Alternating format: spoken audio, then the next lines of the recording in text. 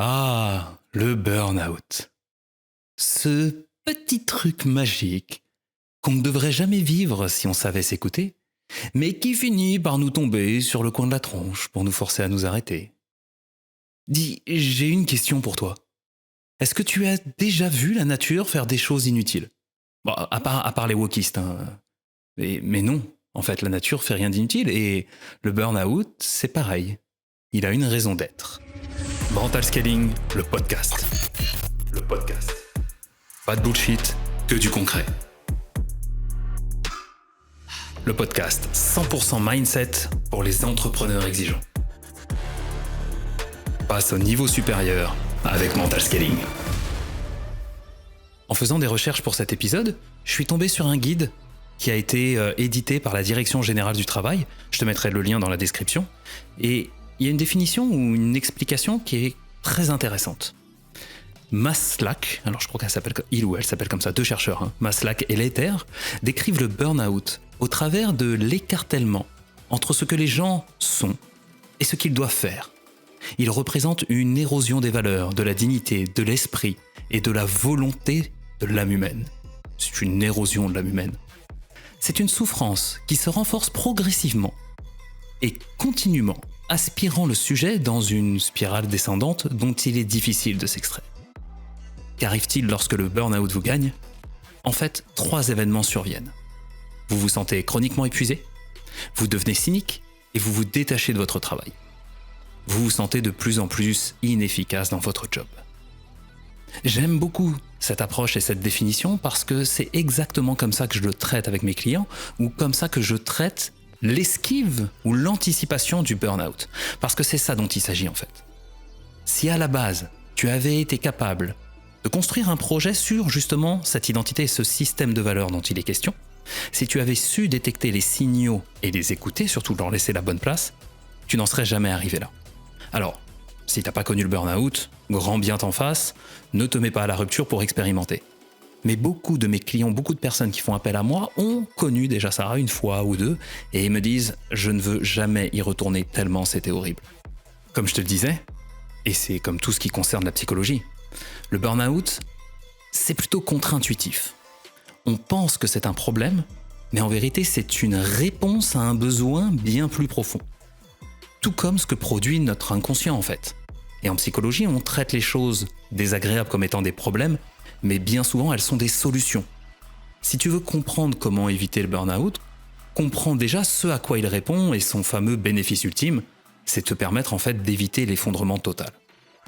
Ton inconscient, lui, il repère en permanence que tu tires sur la corde. Il t'envoie des signaux, souvent des signaux physiques, de la fatigue, une boule au ventre, tu sais, cette fameuse boule de stress, un poids sur les épaules. Mais à force de pas les écouter, tu tires sur l'élastique encore et encore et encore et quand il lâche, tout s'effondre. Il faut pas voir le burn-out comme un problème, mais comme un fusible. Un fusible, il est là pour protéger ton installation électrique. Le burn-out, c'est pareil.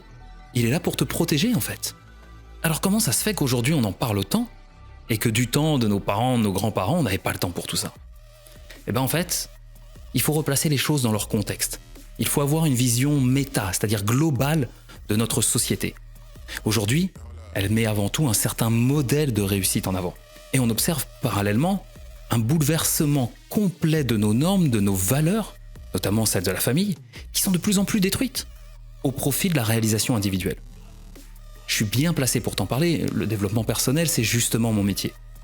Mais ce que j'observe, c'est une espèce de course à une nouvelle norme.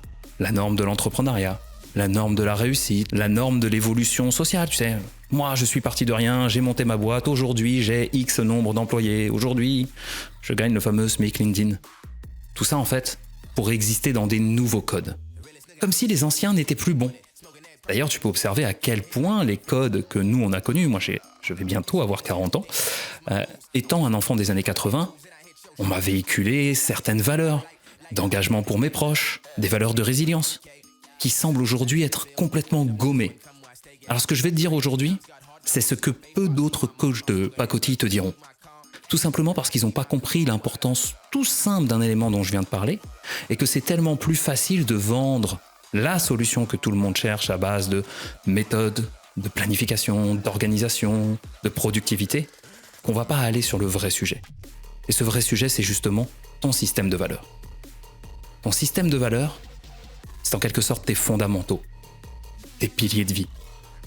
C'est ce qui définit ce qui est important pour toi et qu'on a tendance, bien souvent dans nos vies, à laisser de côté au profit d'autre chose.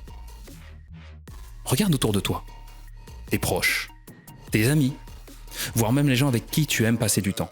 Regarde à quel point ils ont un système de valeurs proche du tien.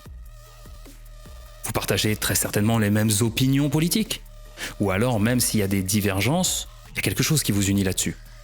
Observe ce qui vous unit. C'est très rare d'avoir à la même table une personne d'extrême gauche, une personne d'extrême droite, sans que ça finisse en bataille. Tes amis, les gens qui t'entourent, ont majoritairement le même système de valeurs que toi, ou en tout cas tu te retrouves là-dedans. De même que chez les gens qui t'inspirent. Et à l'inverse, regarde les gens que tu n'apprécies pas. Et va chercher, dans ton système de valeurs à toi, ce que tu n'apprécies pas là-dedans. En faisant ça, tu en apprendras beaucoup sur toi-même. Les valeurs représentent les fondamentaux, les piliers de ton équilibre. J'ai entendu cette citation plusieurs fois de la part de mes mentors, que ce soit Paul Pironnet ou Martin Latulippe. Ils disent souvent « on se rassemble pour des valeurs et on se divise pour des valeurs ». Regarde les débats politiques, etc. C'est un système de valeurs dont on parle. Observe quand un post LinkedIn fait le buzz parce que quelqu'un est venu toucher une émotion, est venu se positionner en victime. Tout de suite, en fait, on remet en cause un système de valeurs. Liberté, égalité, fraternité. Ce sont des valeurs qui sont censées supporter l'équilibre de notre pays. Ces valeurs, elles sont fondamentales pour tout individu. C'est ce système de valeurs qui va déterminer la qualité de sa vie si ses actions coïncident avec ça. Et je dis bien si ces actions coïncident avec ses valeurs. Nous avons tous des valeurs. Et bien souvent, nous avons des valeurs identiques. Pourtant des comportements différents. Parce qu'une valeur est subjective. Si je te demande ce qu'est pour toi le respect, et puis que j'interroge une autre personne et encore une autre personne, on aura plusieurs versions différentes. Pourtant, tout le monde aime être respecté. Tout le monde veut avoir du respect dans sa vie, tout le monde veut être considéré pour ce qu'il est. Mais la manière dont on va être respecté diffère de chaque individu. Et c'est pour ça que c'est très compliqué.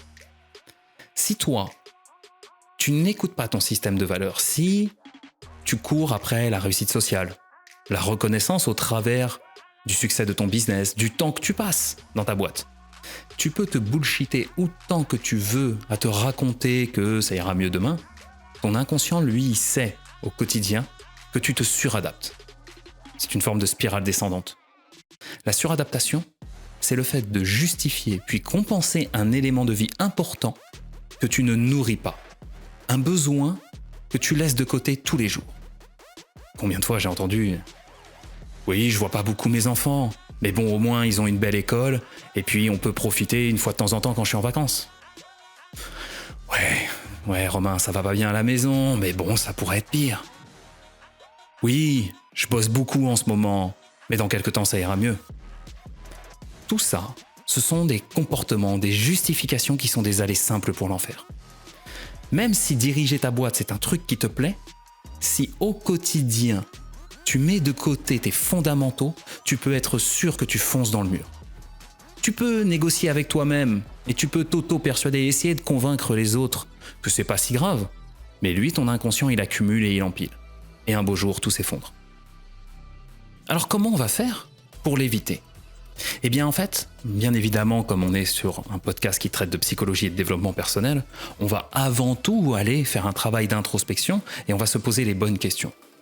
Les bonnes questions, idéalement, on se les pose avant de construire notre vie idéale, avant de construire notre projet, et pas après. Si tu veux donner du sens à ce que tu fais, commence par observer le sens que tu veux donner, observer ce qui est important pour toi, et construis ce projet de vie autour. Mais remarque, comme notre société nous conditionne à faire des bilans de compétences, comment est-ce qu'on va aller chercher les éléments sur lesquels je suis naturellement à l'aise, sans jamais me poser la question, qu'est-ce qui est important pour moi, ou qu'est-ce que je veux faire ? On devrait tous commencer par là. Plutôt simple, non ? Enfin, sur le papier c'est simple, en réalité c'est un peu plus complexe, et je vais te l'expliquer. Je vais te donner les 5 étapes par lesquelles je fais passer mes clients pour justement identifier le système de valeurs et remettre du sens dans leur vie sans jamais connaître le burn-out. La première chose, c'est, tu l'as compris, identifier ton système de valeurs. Qu'est-ce qui est important pour toi? Prends un papier, prends le temps de faire cet exercice, mets l'épisode en pause s'il faut, et écris-moi minimum 7 critères importants d'une vie idéale pour toi. Dedans, bien évidemment, va ressortir l'argent. Par contre, je t'invite à aborder ça sous le thème de la sécurité financière, plus que l'argent. L'argent, c'est une énergie, c'est un moteur, c'est quelque chose que tu mets au service d'une cause ou d'un but. Ce n'est rarement qu'une finalité en soi. Donc l'argent vient nourrir de la sécurité, une vie cool, un style de vie. Et tu verras que là-dedans, il y a des valeurs en fait. Dans tes valeurs, on va retrouver par exemple du temps de qualité. Temps de qualité avec mes enfants. Quand moi j'ai fait ce travail il y a quelques années, j'avais écrit « Dans mon système de valeurs, il est important que je passe du temps avec ma fille. » Et dans la vie que j'avais construite, je passais effectivement du temps avec ma fille. Du temps physique, mais pas du temps mental. Le matin, je me levais à 7h. Elle regardait un épisode de Pas de Patrouille, et moi j'étais sur LinkedIn en train de faire des posts et commenter. Et puis un beau jour, je me suis rendu compte qu'en fait, j'étais absolument pas présent avec elle, je ne partageais rien. Et ça, pour moi, c'est pas possible. J'ai instantanément pivoté la valeur, je l'ai reprise, en disant je veux passer du temps de qualité avec ma fille. Lorsque j'ai intégré ça, j'ai complètement recadré mon planning et mes disponibilités pour pouvoir être réellement présent quand je suis avec mon enfant. À partir de ce moment-là, j'ai pris la décision de ne plus travailler les mercredis, de ne plus travailler le samedi et le dimanche quand j'ai ma garde, quand je suis avec elle, pour pouvoir avoir des moments de qualité. Ce qui veut aussi dire que dans mes projets, certes, il va y avoir des moments où je vais avoir le cerveau un peu occupé, mais d'une manière globale, je dois absolument me débrouiller pour pouvoir être disponible pour mon enfant et partager des moments avec elle et être pleinement là et ne pas forcément avoir le cerveau qui part ailleurs. Trouve dans tes valeurs, avec un simple mot, ce qui décrit l'important pour toi, ce qui compte dans ta vie. Et là, tu as le droit d'être utopiste, tu as le droit de rêver grand.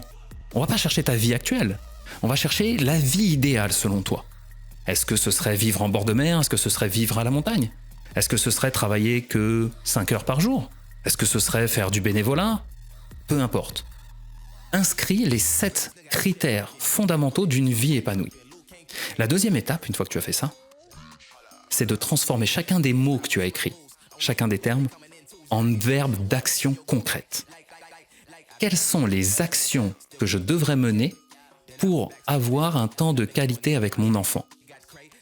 Le fait d'écrire un post LinkedIn pendant que ma fille se lève le matin, ce n'est absolument pas un temps de qualité.